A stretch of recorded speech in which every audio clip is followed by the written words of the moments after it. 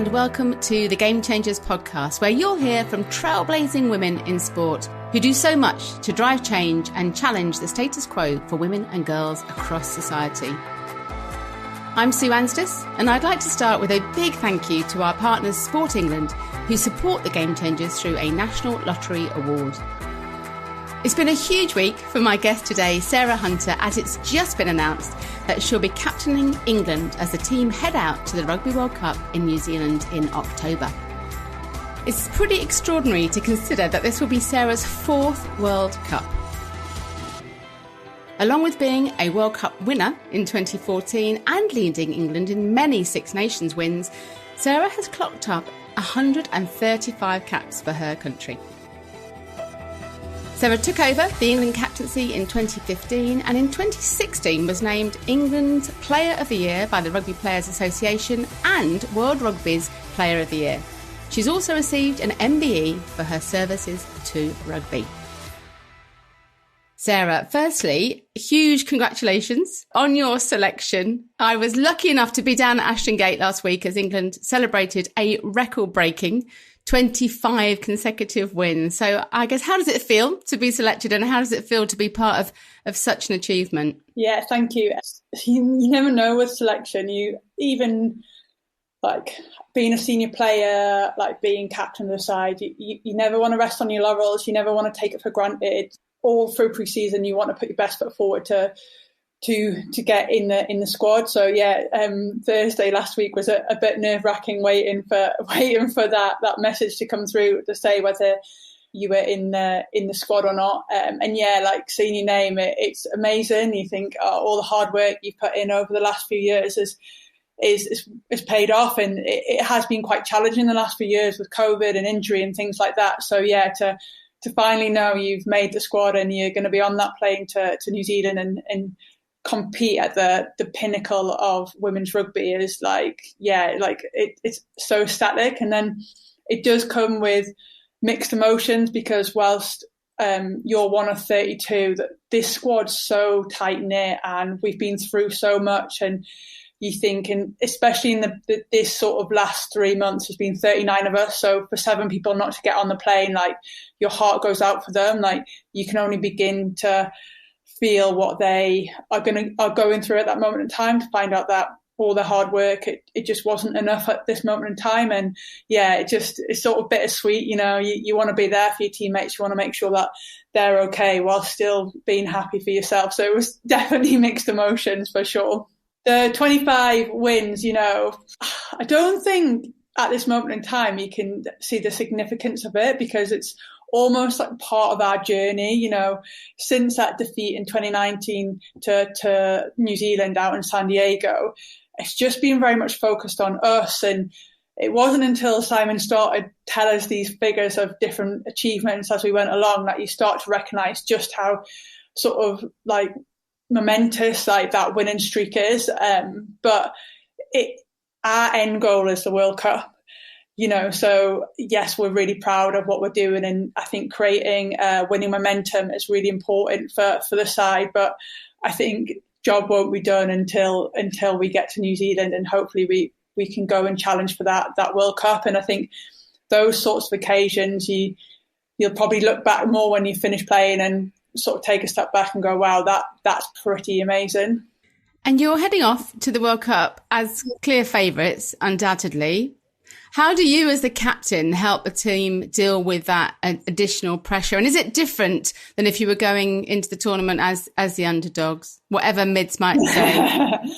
I think for us, we don't talk about it. We don't talk about, oh my God, girls, like we're number one in the world. We're favourites to win. Like we're quite a grounded side. You know, we don't think about the end goal. We think about the processes to get us there. And I think we try to internalize everything. So all this like white noise around going by the press, the media, other nations going, oh, it's England's to lose. You know, they're overwhelming favourites. It's going to take like some side to beat them. You know, we don't talk about it. We just focus in on ourselves and our performance and how much we need to get better in certain areas. If you look around any sport, you know, at major championships, how many times the overwhelming favourite has fallen short, and you can't hang a medal around someone's neck before it's happened. You can't give them the trophy. Like, it's like sort of form goes out the window, like past performances go out the window. Like, it's a game, an individual game there and there on the day, and we're very aware of that, especially after 2017 and how that went. So that's what we're trying to do, just keep all that focus on ourselves and try and take all that external noise away.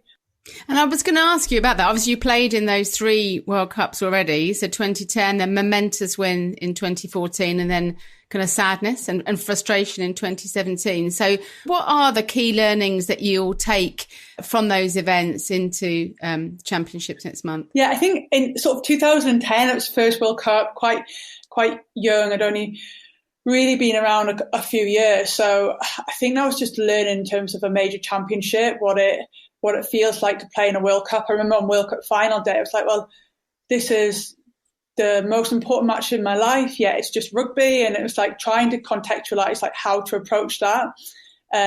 So I think that was my learning going into the following World Cup. And yeah, 2014, obviously it was a momentous occasion, and it's still probably the highlight of my rugby career ever. I still get like hairs on the back of my neck when I talk about it. And it was such an incredible team. And I think we'd gone through like such a journey between 2010 and 2014. And it was very much understanding what our roles were, how we put the best performance out for each game. And it wasn't getting like ahead of ourselves to the fact we're going to get to a final and we're going to win a final. So I think that was one of the learnings. And I think on the World Cup final day, I just felt in such a relaxed place.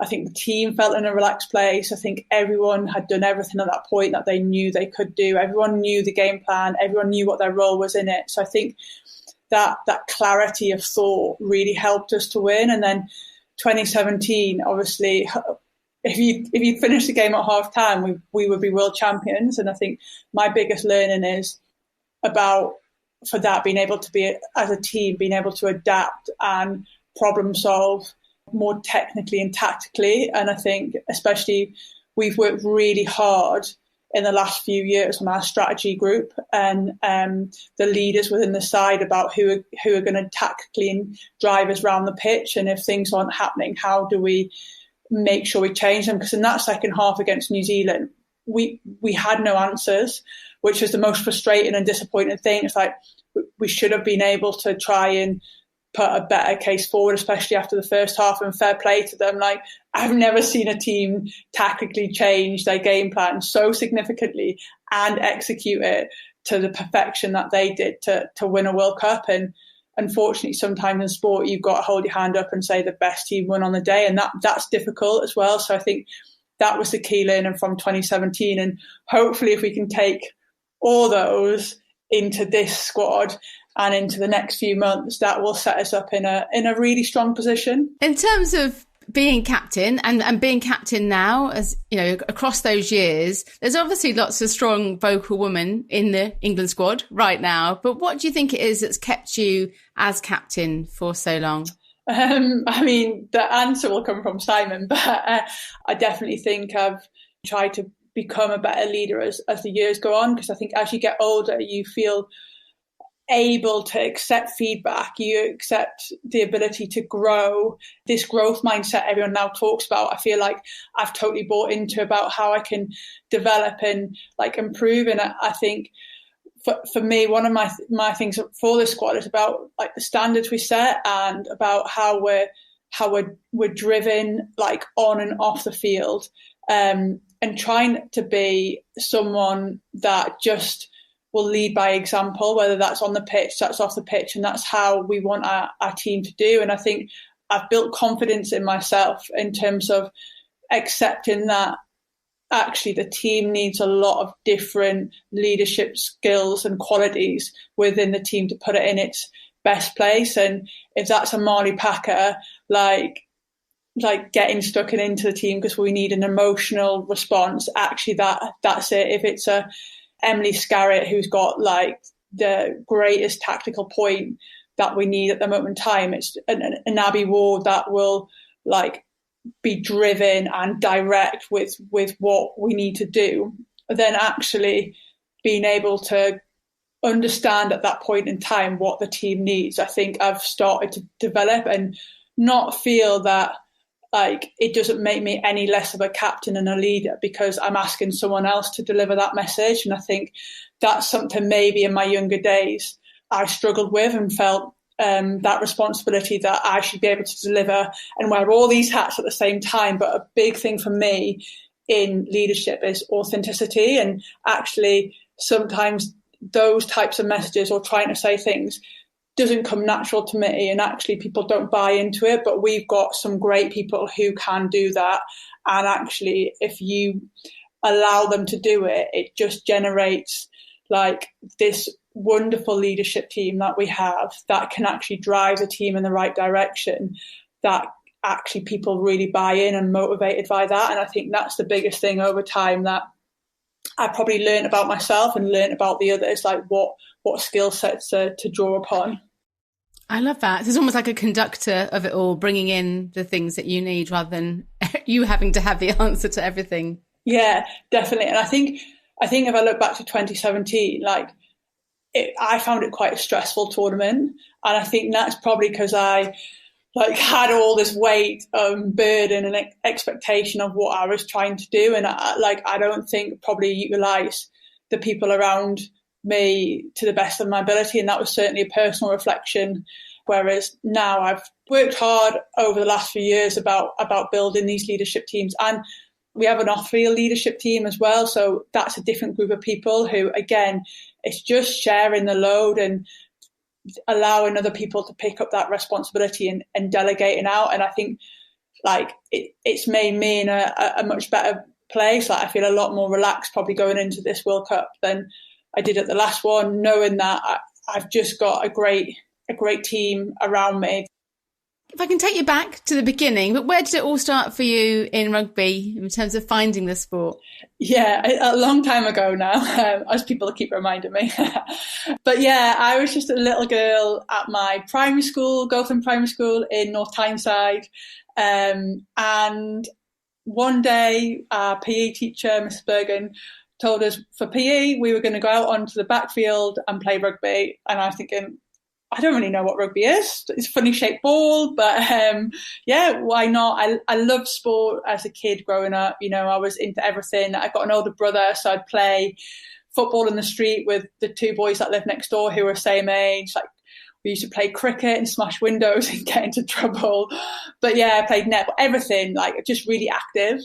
One afternoon we were running around on the backfield with this ball, and I was like, this is amazing, I love this, and went home and told my mum and dad that I'd played rugby, and they were like, oh, that's interesting, like great, like if you're enjoying it, that's brilliant. And I had an 8-week series from this community coach, Mick Hogan, who's been at Newcastle Falcons. He's now in charge of the Rugby League World Cup. So yeah, he was my very first rugby coach, so I feel very lucky that he came and delivered this session that I absolutely loved. And the other person who's really significant in that is the head teacher at the school, Sheila Tickell, who I think naturally back, we're talking early 90s, they wanted to come and deliver to boys, but our head teacher was like, you can come in, no problem, we'd love you to, that'd be really good, something different, but if you're going to come and deliver, you're going to deliver to all our pupils. And this is way ahead of equal opportunities, gender equality in sports and things like that. And if she hadn't had that foresight, yeah, I definitely wouldn't be sat here talking to you about rugby, because I would never have come across rugby. I just happened to be at the right primary school with the right head teacher and that right first coach who made me fall in love with the game. And what was her name again? I'll give her another shout out, that amazing head teacher. Yeah, Sheila Tickell. And what's even nicer, like she's followed in my journey all the way through from being 9 and being such a massive supporter, and we'll get messages before games and congratulations and stuff. So yeah, it's not just from 9, she's been with me every step of the way as well since. That's fabulous, isn't it? And I guess that impact of you and then the impact of your performance rippling out and inspiring others too. So that's so powerful, isn't it? But it was rugby league that you started playing originally. So where did the transition come into rugby union? Yeah, so it was. I grew up and became the biggest Wigan Warriors fan, went to grand finals with my dad. I was lucky enough to go to Wembley and play before a Great Britain-Australia game and a curtain raiser. So like rugby league was like my passion. And I joined a rugby club, and there was a couple of girls, but it was mainly boys. And Charlie Wainwright accepted me. He was a coach of our Gateshead Panthers team and just accepted me for another player. It wasn't like, oh, you're a girl and things like that. So yeah, I played mixed rugby up until the age of 13 when they said, oh, you can't play anymore. And I was like, oh, what? Why not? And they're like, that's just the regulations. So then the girls that were in the club tried to set up our own rugby league team, and it was pretty tough. Back then, there wasn't really a lot of girls around playing. That's when I actually met Katie Daly-McLean at about sort of 14 years old. She played rugby up until an early age, union, but there wasn't much union going on either. So yeah, that's the first time me and Katie met each other as 14-year-olds. And we tried really hard, like bringing some friends, and it was just a bit hit and miss. So we went down to Lancashire and Yorkshire to play a few games, but it wasn't consistent. And then I don't know how it came about, but in 2015, there was like someone investing in like union and trying to get that up and running. And Jo Wells, the woman who was doing it, knew that I played rugby league, got no idea how, and just said, oh, do you want to come down and give it a go? And I thought, oh, how hard can it be? Rugby league, rugby union, it's all rugby. And I remember going to my first session on the back pitches at Newcastle Falcons and running around like a headless chicken. Like it is very different as a sport. But I love rugby. It's kind of the same. I'm just going to have to learn like these new laws and variations if I want to continue. And that's what I did. And that's sort of the age that I found rugby union and sort of never looked back with it really since. It's interesting, isn't it? Because I interviewed Jodie Cunningham for the Game Changers too. And obviously their World Cup is the same time as your World Cup, but a different path of her also playing rugby union at university and then going back into rugby league. So it is interesting to see those different paths for the two codes. Yeah, it certainly is. And it's great to see like obviously the investment going into rugby league now with their own Super League, the fact that they've got their World Cup alongside the men's World Cup, and I think the wheelchair World Cup as well for rugby league. Yeah. So it's great that they're showcasing, and it certainly get bigger and better, it's great to know that now whichever one you maybe grow up in and your roots are, that you can stay in that pathway and you don't necessarily have to cross over to go back to one.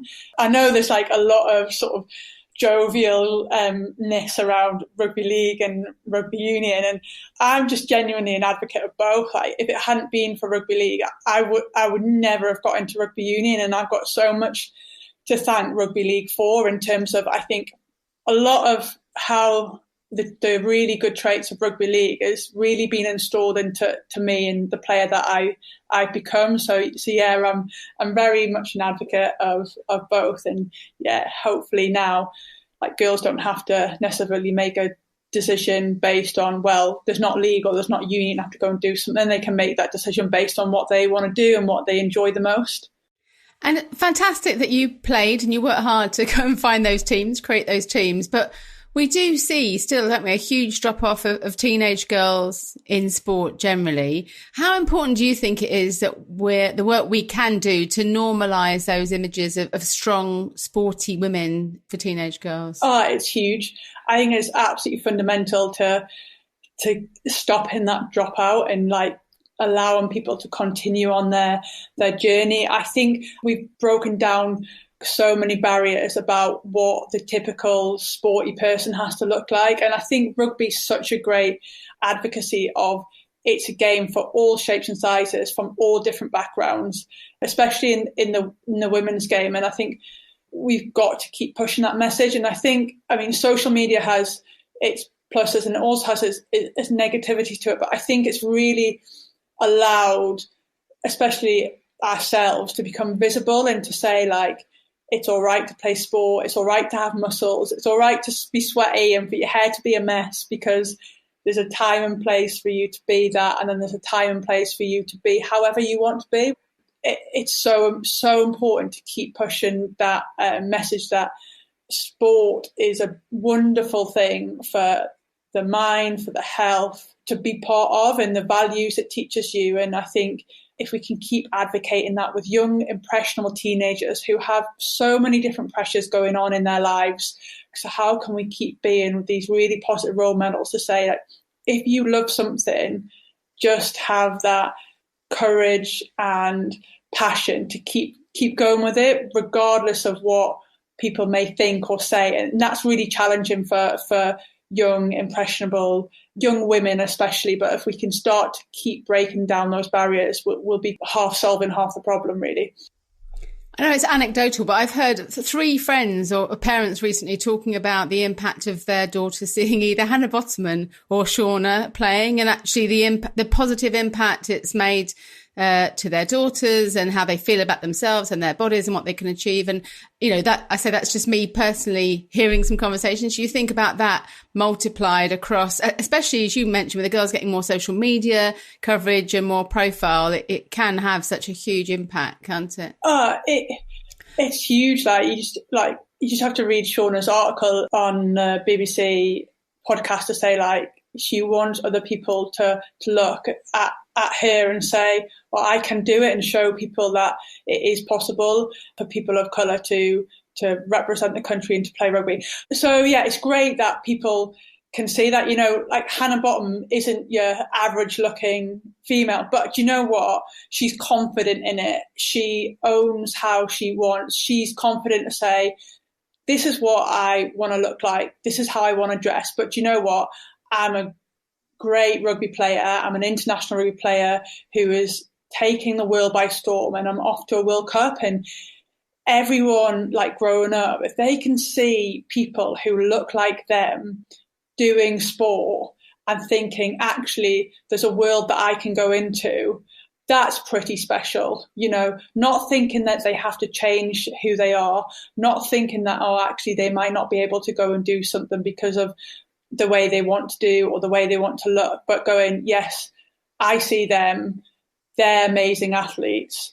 Actually, I can keep going, and I feel confident, even if it's not sport, even if it's just life, and they see real positive role models who look like them doing amazing things, and they feel confident enough to say, actually, this is me, I'm happy in my own body, there's other people like me, I'm just going to keep doing what I do.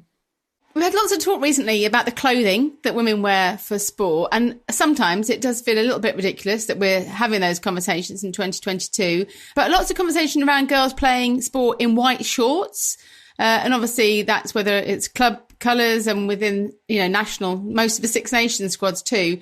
Do you think that might put girls off from playing sport? I think it could possibly put young girls off, because you think about the changes they're going through, the embarrassments that they go through. I look back to when I was a young girl going through puberty, and it's such a big change in you that, like, you just want to make sure that you don't have anything that brings even those stresses on even more than they already are. So if you can do anything to possibly ease those tensions and those worries, to allow those young athletes to want to take part in sport and not to go, oh, sorry, I can't play today because I'm on my period, or not wanting to join in with something because they know in a few days' time they may or may not, and where young girls' cycles are, it's not always the same. So, you know, that to take that stress away and just give them the freedom to have that confidence to go out and play because of a colour of a short, surely that makes common sense to go, you know what, let's make it as easy as possible, especially for young women who we want to get into sport and we want to keep into sport. Like, we can help them out. And are we beginning to have those conversations to drive that change? Do you think we're having enough of those conversations now? I think we can definitely do more. I think we can always do more. You know, the change in women's sport has been especially in rugby, it's just been worlds apart. But it does, and yes, we've got professional contracts and we've got all the support and it's brilliant. But can we do more? Absolutely. It's not change for change's sake. It's change to enhance women's sport, to get more people into the game, to keep more people in, to keep driving it to be on par with men's sport. You know, we can 100% do more. You made your England debut in 2007 and you've played for your country for 15 years. I won't keep reminding you. And edging towards potentially the most capped England player. How have you physically maintained that longevity across that time? Yeah, it's a great question. I think your body tends to go through cycles of like times when it's like fit and healthy and like, especially the sport in rugby, like, you're going to pick up injuries, you're going to pick up niggles. That's the thing with contact sport. And like at the time, it's difficult. It's difficult to have those injuries.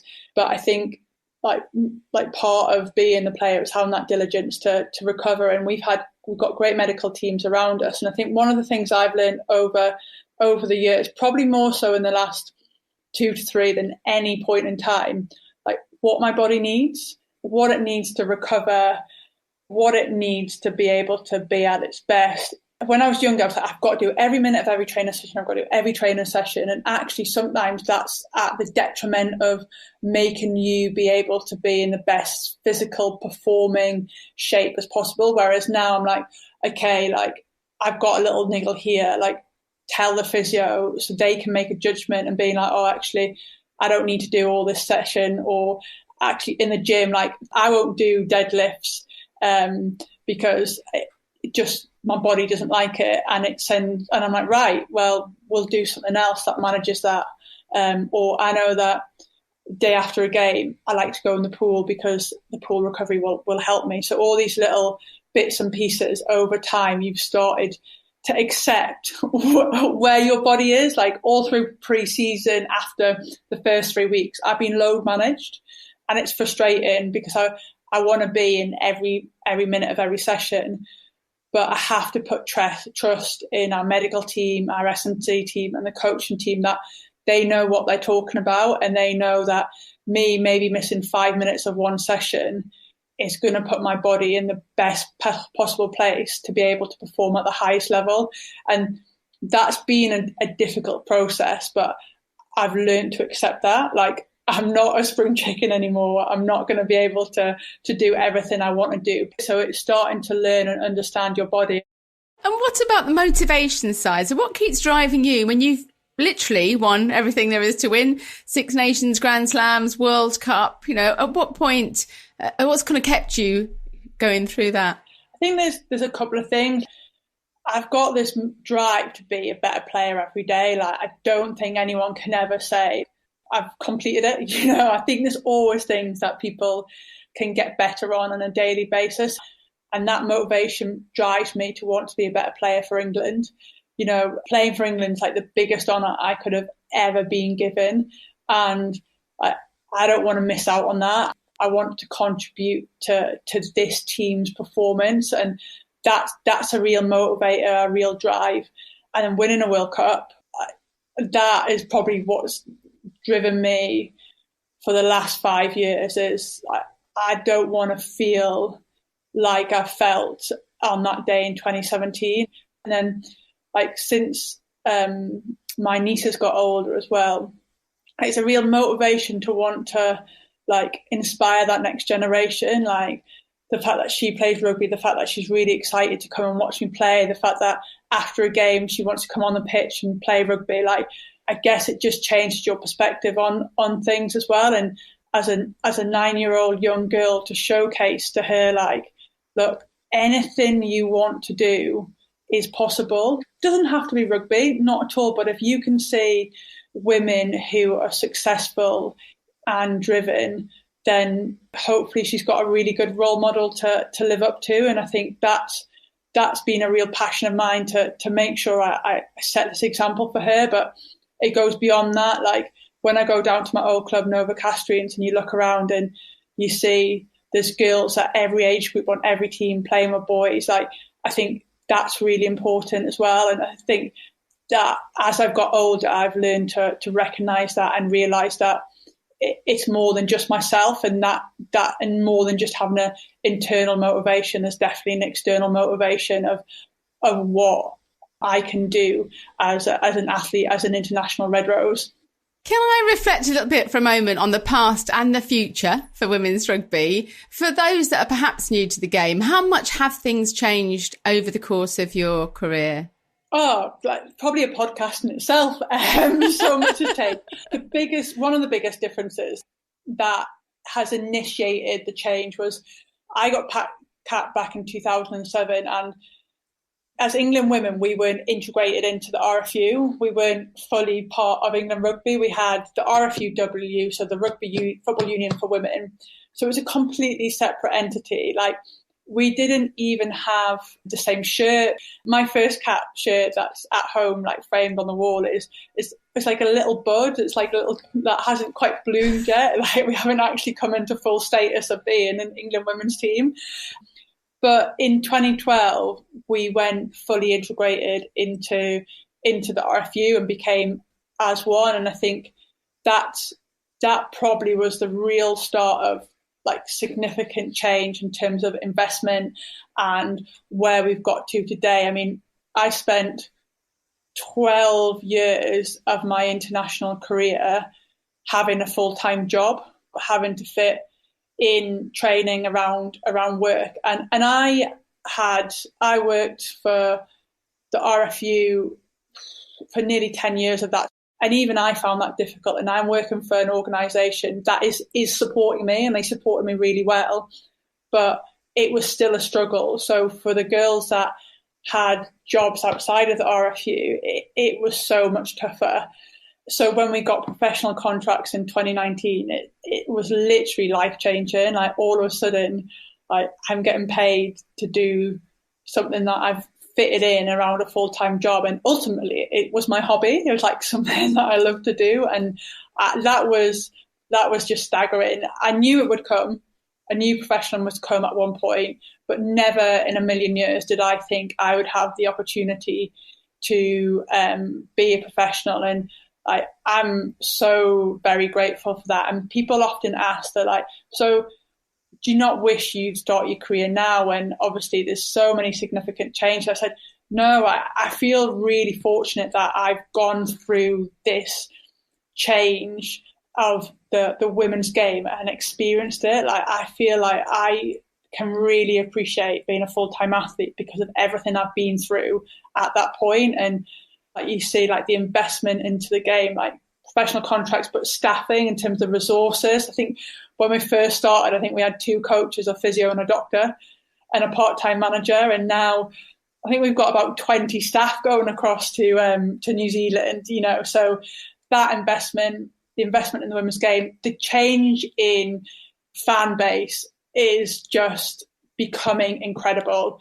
And it gives me like goosebumps to think, like, Ashton Gate, 11,000 on a Wednesday night. It's incredible to think, you know, like all the games in the Six Nations. I had a real pinch me moment at King's Home. Like, it's just synonymous with rugby. King's Home, the shed, everything, and walking out and just hearing the noise. I was like, wow, this has to be a turning point for the Red Roses fans and what we're going to achieve. Like, and I genuinely hope it will just keep on growing. And I think the biggest thing of that is when you walk around afterwards and there's so many young girls. I mean, it's a very different audience to the men. So you've got people of all genders, all ages, but as part of our legacy to inspire that next generation, seeing those young girls in their rugby kit, and you're seeing similar faces. So they're now following you around. They're like, they have different favourites. So you go and sign it. They're like, oh, is Skaz coming along? She's my favourite. Or Sarah Byrne, or like Ellie Kildern. I'm like, yeah, they'll be on their way. Like, so everyone's learning who people are. And I think that's also such a significant change. I probably got my first cap, which was the most special moment for me, but there was probably only about 200 people in the in the stadium. I mean, it wasn't even a stadium, it was at Old Albanians Rugby Club. And it was a wonderful venue, but it's not an international venue. And I think most of those people would have been friends and family of the players playing. So that's one of the most significant and I think one of the most important and special changes that we've seen in the game. That's lovely. Thank you for that. And I hadn't even thought in terms of that fan growth. And I mean, I know it, I see it and experience it, but sometimes you think more about the funding coming in and the support. But of course, as players, it is vast what you've seen there. Interested to know what role you feel the women's game can play in the future of rugby as a whole on a global scale. And we do know, the men's game, especially in the UK, is struggling a little bit right here and now, isn't it, in terms of financial viability, some of the other kind of issues around the growth of the sport. So from that perspective, how important do you think the women's game can be for rugby? I think it's huge. It's the biggest growing area of the sport.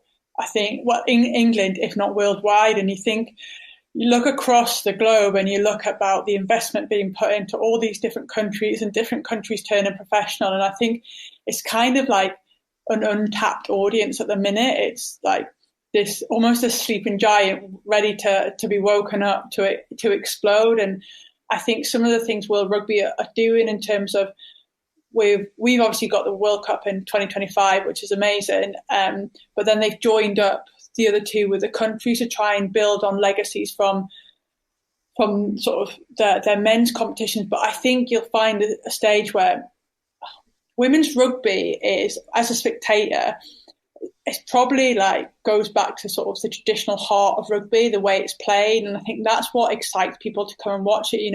There's a lot of running rugby. The skill set is so incredibly high that he's still getting people where it's like, oh, I didn't realise how good women's rugby was. But because it's more visible, because it's being broadcast, I genuinely think we're seeing a change where actually young girls and boys, they're playing rugby, they're seeing rugby, so they're not necessarily seeing it women's or men's. It just becomes second nature to them and it becomes the norm. And I think then you create more fan bases, you create more people, they see their children playing it and things like that. So I think it's got a huge part to play, and I think it can really start to generate its own income to the levels. Men, you look at what women's football's done globally. I mean, you just got to look at the Lionesses and how they gripped a nation, and it didn't matter that it was women's football. I mean, the fact that they'd sold out Wembley before they'd even got to the final, we're behind that just because of how it's panned out. But if we look to what women's football's doing and we can emulate that, I think that would have such a massive impact on the sport itself. And then actually we've been so reliant on getting investment and funding from what revenues the men's game comes in. Hopefully it becomes equal, or potentially a part where actually we're supporting the men's game as they've supported us, and it's a more equal basis. It's not a them and us. It's just a rugby, and I think women's rugby certainly has the power to do that if it stays on the trajectory that it is at the minute, which is so exciting. Talking more about the domestic game and the Women's Top League in England, the Premier 15s, last season was incredibly exciting at times for all fans, Loughborough fans too, but it's still quite hard to watch and find sometimes on the streaming service, and it's disappointing when it's not on free to air, where we know it could reach that huge audience. Do you feel the broadcasters are missing out on an opportunity? Yeah, I think last year was the most competitive Premier 15s there's ever been. Everyone seemed to be beating everyone. I think it went down to the last day of the regular season to find out who would be playing people, and the week before in terms of who was going to make the top fours, which I think by Christmas it's pretty done and dusted and that's it. But so that's great, and it seems a shame that people are missing out on these great games to be able to watch. And I think one of the things that we've probably realised from sort of more international fixtures being put on free to air, people watch them. The audiences have been so good. It's come on, there's great games, and it's not just international games. The stories between individual teams, when you've got England players going against each other, you've got people from all over the world globally, international players, being competitive week in, week out. I think you'd like to say, right, let's get behind it again. Keep referring back to football, but I turned on the BBC on Sunday watching, I think it was Man City against Aston Villa, and it's just there's an audience there for it, and I think it would do the domestic game so much good. We talk about the WSL, where they've got to, and the fan bases that they create and the money they generate. That would be amazing to think that the Premier 15 side can be fully professional. And I know that RFU have big plans, and they launched their 10-year sort of strategy on it and the investment in it. And I know that broadcasting is part of that, and I think it has to be, because there has been a significant change. I mean, we had more games than we had, like they were on BBC iPlayer and stuff last year. But again, we go back to the question, do you think we can do more? Absolutely. Let's not settle. Let's not just settle for okay. Like, let's go and keep pushing, like keep asking, like, because the more we ask, the more we'll get, and the better the game will be. And I think that's certainly true. Like, again, you talk about how do you get more girls into staying in sport? Well, if they can see it on the TV and they can see what it's about, then again, they're more likely to be invested in it and want to keep in sport. And you alluded to that progression that we're seeing with the Premier 15s, with more investment and so on, and the new version of the league and new teams potentially in 2023. But I just wonder whether you feel, can women's clubs only thrive when they are linked to a professional men's team, which kind of feels that's where we're going? Or is there a place in the league for clubs historically, like the Lichfields of this world, where it could be just a club that focuses on the women's game? I think it's a really difficult question to answer. I spent 11 years at Lichfield, and it's sad to know that they weren't in that Premier 15s when it started. And you look at, what was it, Waterloo yesterday announced that they were having to pull out the leagues, and it's really sad because they're the traditional clubs, and it's almost following what happened in the men's world, isn't it? Like, you look at when the Premiership first started and the teams that were in that top league and where they are now, it's not the same. And I think, as much as a rugby traditionalist, and like I am in the clubs that I play for, you'd love to see them at the heart of it. I think rugby's gone so far now. I don't think it necessarily has to be aligned with a men's team. Like, you look at Loughborough Lightning, for example. I know we've got a great partnership with Northampton Saints, and it is a partnership. It's very much a partnership. It's very much an equal setting. So I think that's brilliant, and having the support of it. But like, being an absolute sole dependent and only a like men's club, I don't think necessarily you have to do. You look at like Hartbury and Gloucester, again, they're very successful in the relationship they have.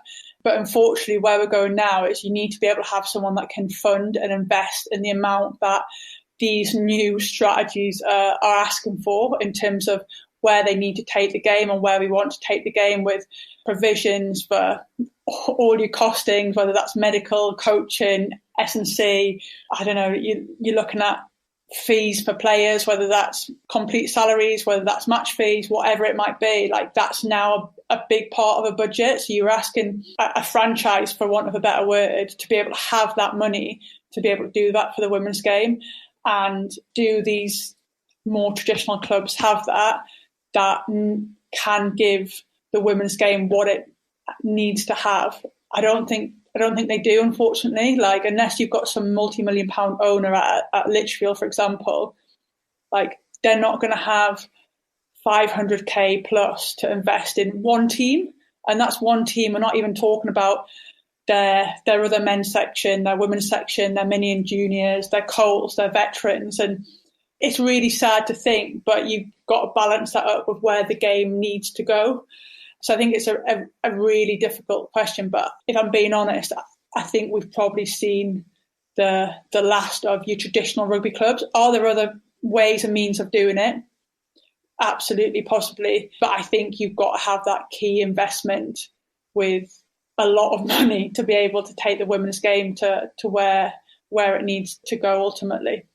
You have a player-coach role at Loughborough Lightning, so I'm interested to know how that's been for you. And obviously we've seen a few high-level female coaches as well, along the likes of Giselle Mather, Susie Appleby. I think Rocky Clark just received her Level 4 coaching award.